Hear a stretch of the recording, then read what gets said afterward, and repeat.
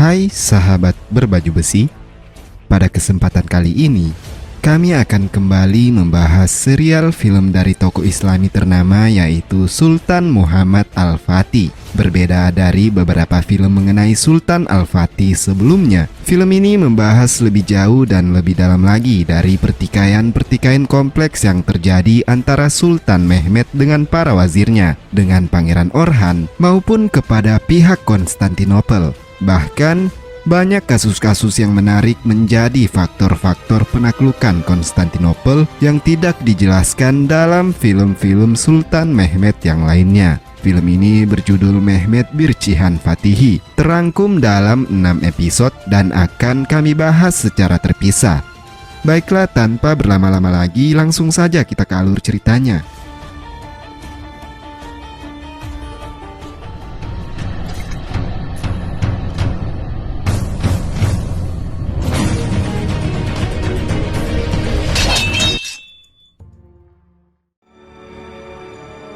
Diawali pertemuan Konovo yang berlangsung 17 Oktober hingga 20 Oktober tahun 1448 atau 5 tahun sebelum Sultan Mehmed melakukan invasinya ke Konstantinopel. Pada pertemuan tersebut, Murad II berhasil mengalahkan aliansi pasukan salib dari beberapa kerajaan terlibat seperti Kerajaan Hungaria, Polandia, Walakia, dan Moldavia. Pertarungan tersebut nantinya mengakhiri harapan tentara salib untuk menyelamatkan Konstantinopel saat penaklukan Sultan Mehmed II berlangsung.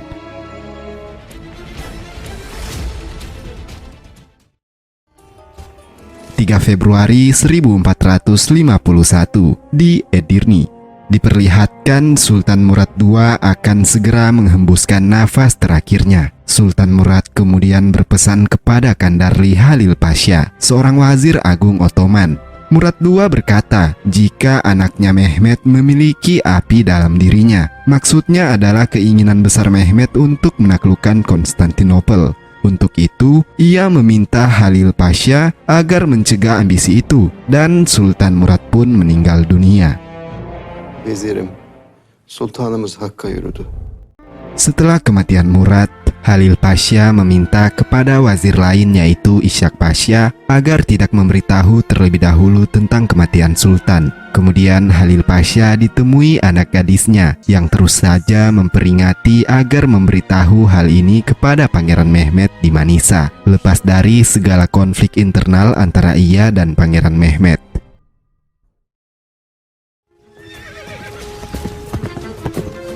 Di Manisa, di mana pada saat itu Sultan Mehmed masih menjabat sebagai gubernur Amasya. Utusan Halil Pasha tiba dan memberitakan tentang kematian Sultan Murad II. Untuk itu mereka harus segera ke Edirne agar Sultan Mehmed segera naik tahta. İnna lillahi ve inna ileyhi raciun.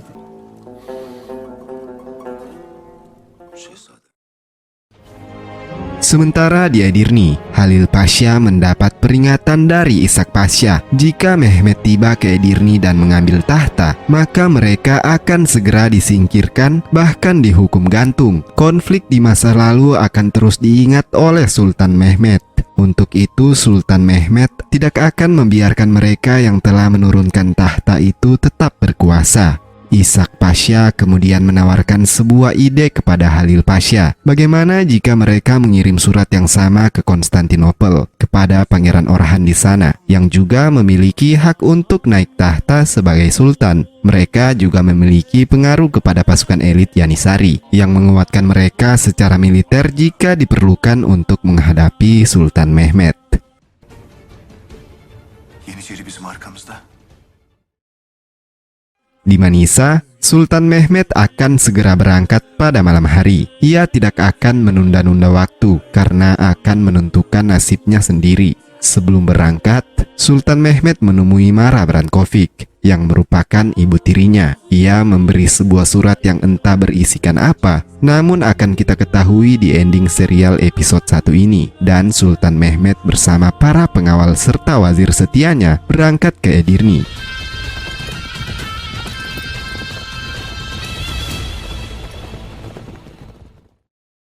Di Konstantinopel, Raja Konstantinus memanggil Pangeran Orhan. Konstantinus mengabari jika Halil Pasha telah mengirimkan surat tentang kematian Sultan Murad.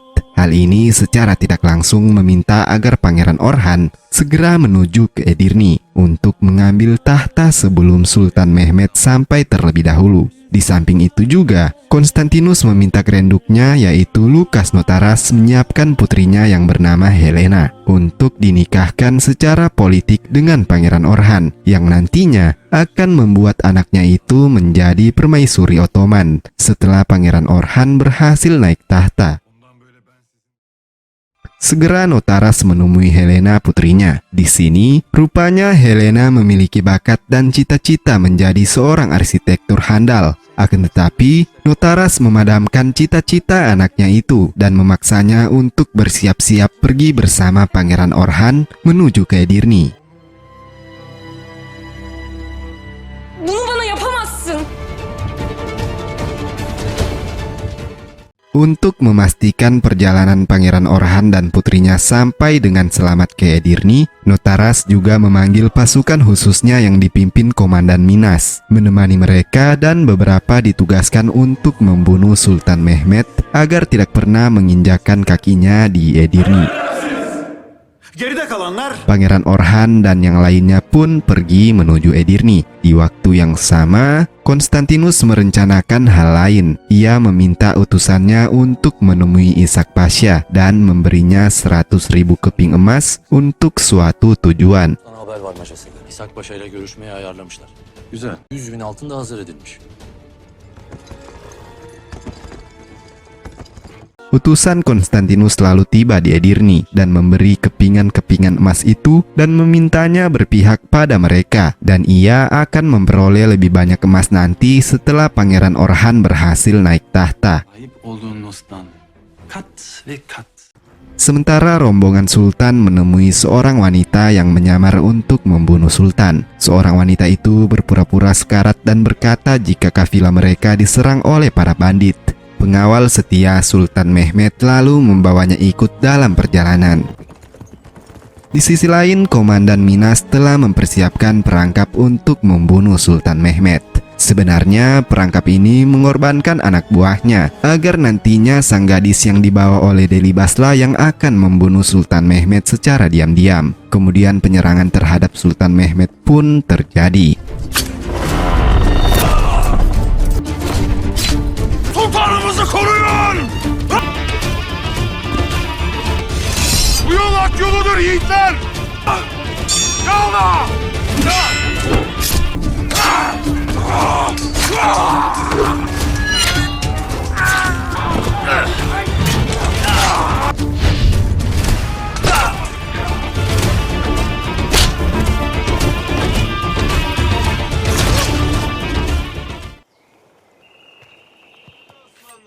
Rombongan Sultan Mehmed berhasil menang, dan dari sini juga apa yang telah mereka pikirkan benar adanya. Jika orang-orang istana pasti telah mengirimkan Sultan Orhan menuju Edirne dan mencegah mereka sampai terlebih dahulu.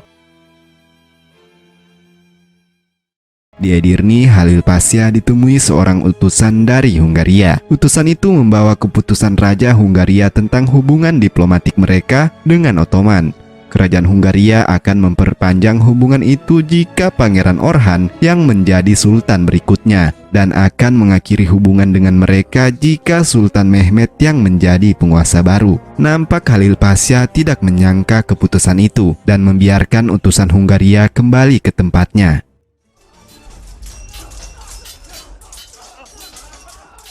Di markas pasukan elit Yanisari, Ishak Pasha datang menemui Kurchudogan yang merupakan pimpinan pasukan elit itu. Ia lalu menanyakan tentang visi misi Yanisari itu sendiri dan kepada siapa mereka berpihak. Kurchu berkata jika mereka siap mati demi sultan dan tetap mengabdi kepada siapa saja yang menjadi sultan. Ishak Pasha lalu memberitahu jika Sultan Murad II telah meninggal dunia dan kini ada dua pangeran yang sedang berlomba untuk naik tahta. Kemudian Ishak Pasha memaksa Yanisari berada di pihak Pangeran Orhan dan akan memberontak ketika waktunya tiba untuk menghalau Sultan Mehmed tiba di Edirne.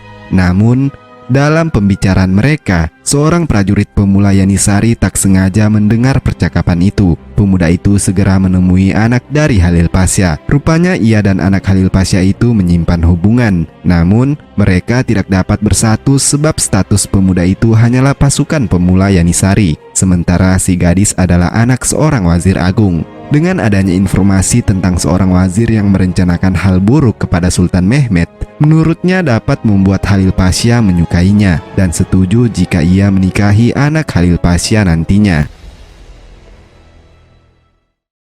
Di perkemahan Pangeran Orhan, nampak ia sedang bermimpi mengenai masa lalunya, di mana dalam mimpi itu terlihat Sultan Murad II, Pangeran Aladin dan Pangeran Mehmet II sedang mengeksekusi mati ayahnya dengan cara dicekik hingga tewas. Belum diketahui apa motif eksekusi itu, namun kejadian tersebut terus menjadi luka mendalam bagi Pangeran Orhan.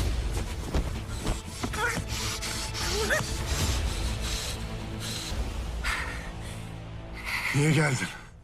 Sementara di perkemahan Sultan Mehmet, nampak ia disibukkan dengan alat astronomi miliknya. Ia terus mendeteksi keberadaan bulan dan besar kecilnya ukuran bulan. Sementara Delibes terhantui oleh bayangan kecantikan seorang gadis yang sebelumnya mereka temui dan yang telah menyelamatkan mereka itu. Delibes lalu memasuki tendanya hanya sekedar untuk memastikan kesehatan gadis itu. Kemudian Delibes yang tampak malu karena dianggap menyukai gadis itu segera pergi meninggalkan perkemahan.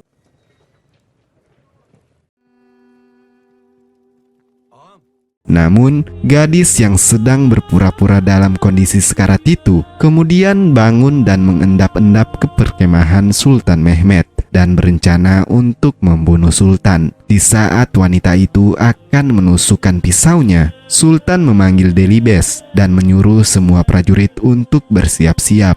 Mereka akan berangkat saat itu juga menuju Selat Darnels yang merupakan jalur cepat untuk sampai ke Edirne. Delibaş! Yola çıkıyoruz şimdi. Yarım atlarında olacağız. Tamam. Atları hazırlayın. Delibes menyempatkan diri melihat gadis itu, namun ia terkejut gadis itu telah tidak berada di kemahnya. Dan seorang prajurit mengabari jika salah satu kuda mereka telah menghilang, yang berarti gadis itu telah pergi melarikan diri. Rupanya gadis itu pergi menemui pasukan laut armada Konstantinopel yang berada di selat. Ia lalu memberitahu tentang keberadaan Sultan Mehmet. Jika pasukan itu berhasil membunuh Sultan Mehmet, maka Konstantinopel akan segera memberi mereka hadiah yang amat besar. Segeralah pasukan itu menuju ke lokasi lintasan Sultan Mehmet. Sultan Mehmet dan semua pasukannya berangkat dengan tergesa-gesa, bahkan tidak menyempatkan waktu untuk menggulung tenda. Sultan Mehmet malah menyarankan agar tenda-tenda dibiarkan dan dibakar. Kali ini Sultan Mehmet akan berlomba dengan waktu. Sampailah mereka di tempat itu. Sahabetin dan Zaganos Pasha khawatir dengan apa yang terjadi kepada Sultan mereka, sebab di pertengahan selat sudah nampak para prajurit Konstantin. Ia menyarankan agar mereka mengubah haluan melewati Anatolia. Akan tetapi jika mereka merubah haluan, tentu saja memakan waktu lebih dari 2 hari lagi. Untuk itu Sultan tidak mau dan lebih memilih mati di tangan musuh dibanding tahtanya diambil oleh Pangeran Orhan. Sultan Mehmet lalu menyuruh pasukannya untuk berdiam dahulu, sedang ia bersama Delibes akan menyeberangi selat. Di sini Sultan Mehmet memandangi bulan, entah apa yang ada di dalam pikirannya.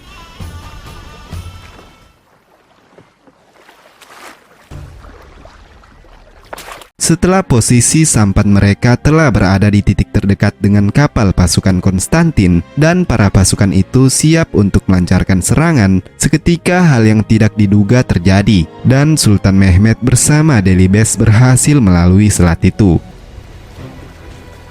Nişan al!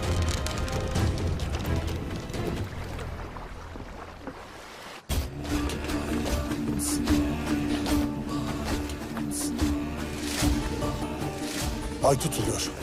Yüce Rabbim. Ne oluyor böyle? Sessiz olun. Gözünüzün orta. Dikkat! Devam edin.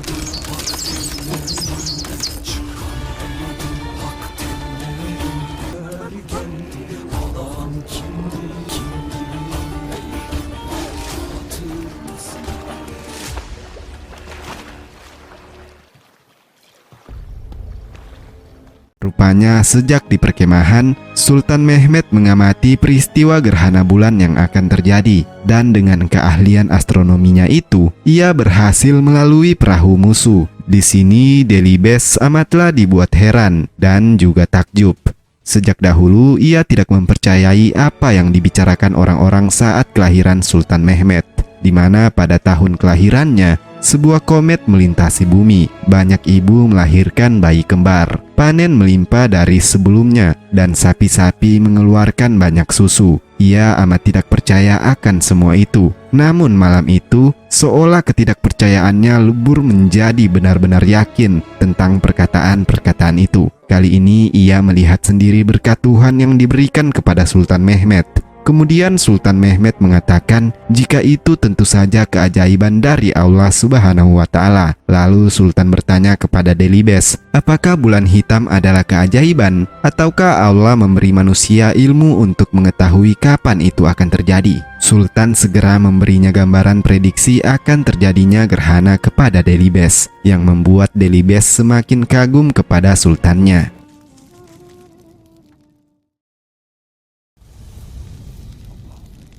Di tengah malam itu, Sultan Mehmet melaksanakan sholat dan selesai dari itu, ia kembali mengingat kenangan di masa kecilnya. Saat itu, ia bersama Sultan Murad menyambut kedatangan kakaknya, yaitu Aladin. Di sini sangat nampak jika sang ayah amatlah mencintai Aladin, sebab Aladin anak pertama sekaligus yang akan mewarisi tahta kesultanan. Akan tetapi, Aladin yang sempat pergi untuk berperang, kemudian kembali dalam kerajaan dalam kondisi tidak bernyawa lagi. Dari sini Sultan Murad II amatlah terpukul. Ia merasa telah kehilangan segala hal yang ada di dunia dan seolah tidak memiliki semangat hidup lagi. Sementara Sultan Mehmet merasa tidak dianggap oleh ayahnya. Namun meski demikian, ia akan tetap mencintai sang ayah. Siz ve derin bir kederle bakıyorsun. Görmek isterdim. Çünkü ben babamın bu dünyadaki...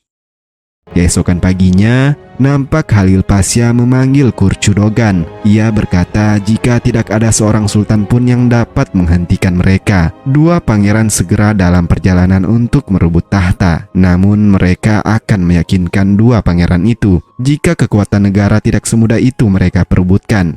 Ia segera menyuruh Kurchu untuk memberontak dengan mengeluarkan pasukan Yanisari di depan istana, agar tidak satupun dari kedua pangeran itu yang akan naik tahta. Segera Kurchudogan memerintahkan Yanisari untuk turun ke jalanan kota dan menjaga pintu masuk. Padişahımız Murat Han, devlet başsız, ocağımız sahipsiz kalmıştır. Hakkımızı isteriz.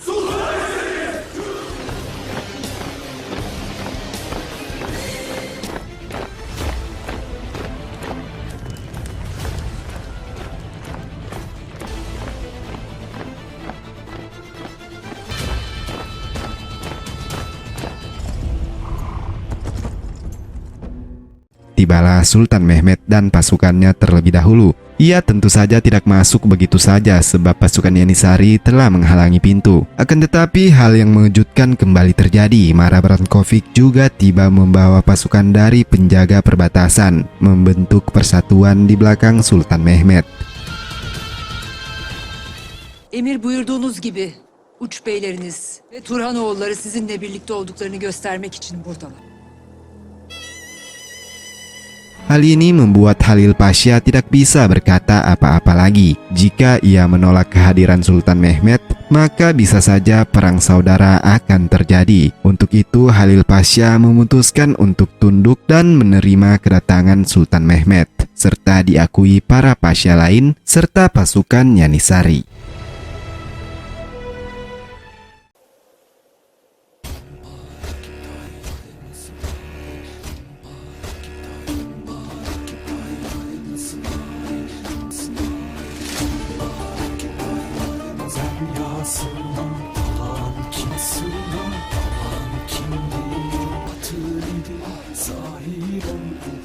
Sahir ol,